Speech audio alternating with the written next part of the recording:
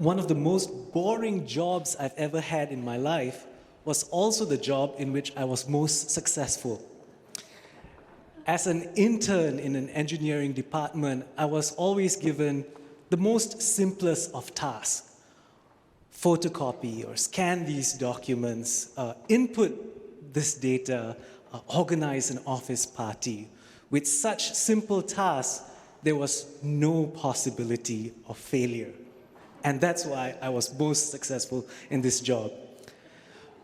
But when I began to be given more responsibility, and when I had to deal with more complex engineering solutions and more real-life problems, then difficulties emerged, and there were things that I was not able to fulfill. And when you're dealing with complex world situations, the possibility of failure is ever present. Now, I mention this because I think that distinction between an intern, what an intern does, and what a professional does is relevant in trying to understand what our gospel is trying to say to us today. So the intern is given simple tasks. And with simple tasks, you're most likely to succeed. It's just easy to do. But although these simple tasks are easily accomplished and you may feel successful, they're not particularly rewarding. You may end up feeling quite bored. The professional, on the other hand, has to deal with real-life situations, real-life problems. And because of that, has to expend a lot of energy, thought, and time, and effort in order to come. Alas, the technology is somewhat against me today. But with that comes the possibility of failure. But although failure is ever present, perhaps because we have to expend more energy, more time, more effort, it is just more rewarding. Our disciples in our gospel reading today are no longer interns. They are not given simple tasks to complete. Our disciples today are sent ahead of Jesus. Jesus is not holding their hands anymore. And Jesus sends them to Samaria. Samaria is the enemy nation. And it is here that the disciples experience great difficulty. Unlike previous experiences, they are not received with warmth or hospitality here at all. In fact, they are almost told that they want them gone. They are to be sent away. And dismayed with the hostile reception that they receive in this enemy territory, the disciples want to call down fire from heaven to consume this town. Not only do the disciples fail in their mission, the disciples fail as disciples. They fail to live out the values of Christ. It is one thing to fail in what we are to do. It's another thing to fail as who we are meant to be. So I think it is in this context where one is no longer an intern that the words of Jesus today can be understood.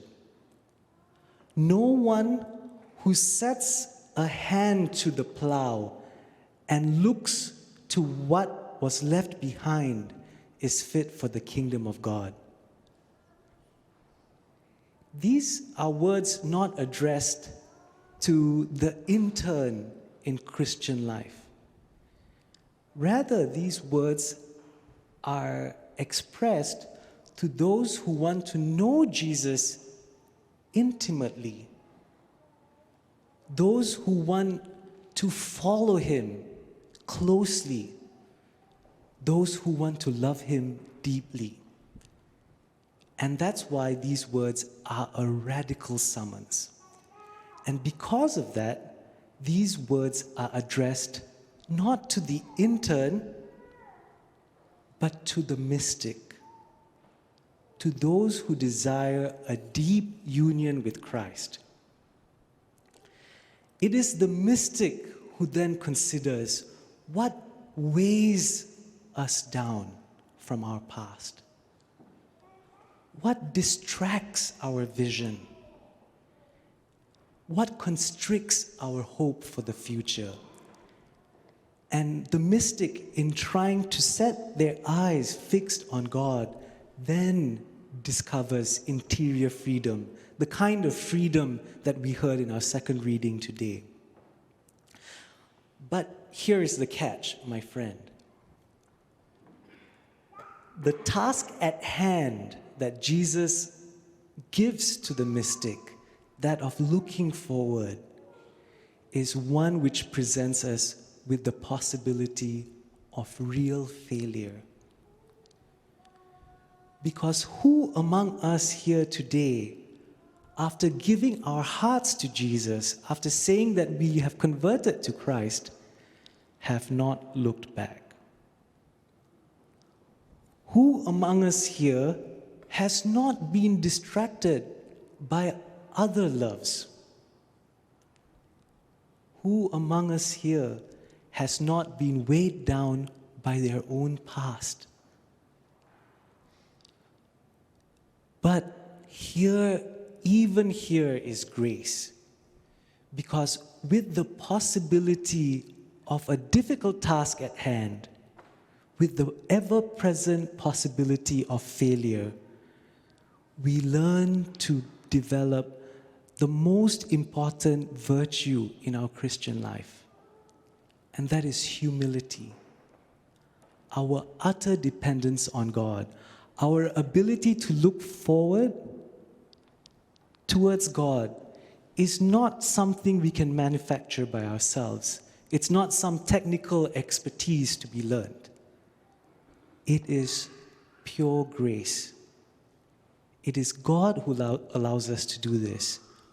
And learning that we are limited, that we sometimes look behind, look away from God towards other loves, that we need God's mercy, is putting on the value of Christ, putting on Christ's robe of humility.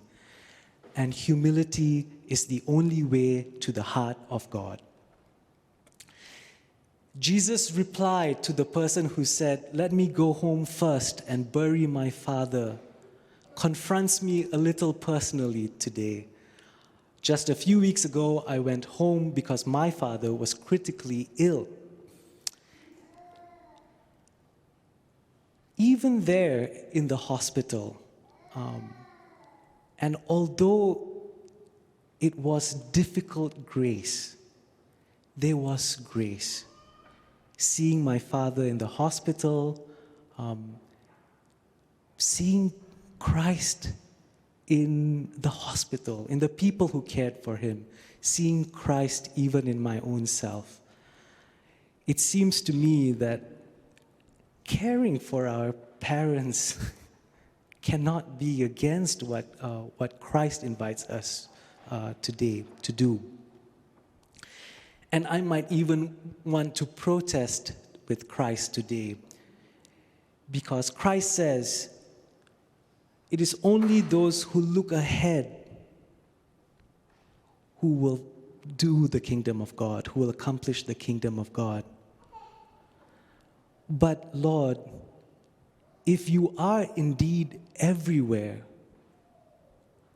where can I look where you are not present?